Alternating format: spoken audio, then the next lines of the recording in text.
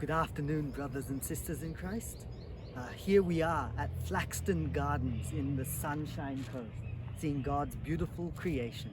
And we're continuing our series and look at Acts chapter 2, verses 42 to 47, about the 13 signs that marked the early church.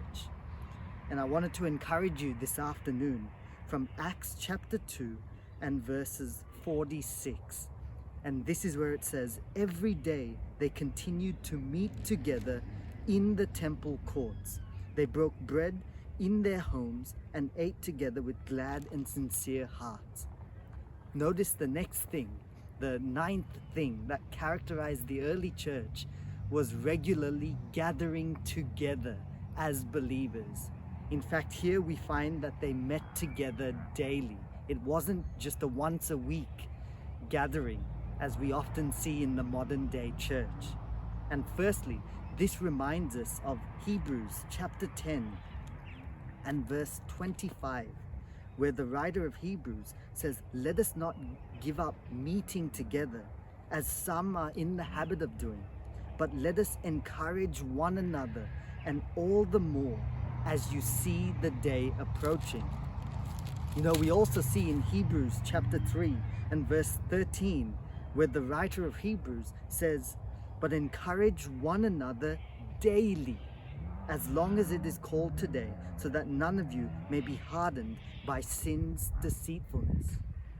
You see, one of the benefits of gathering daily, or having that accountability daily, is that it helps us not to be hardened by sin's deceitfulness.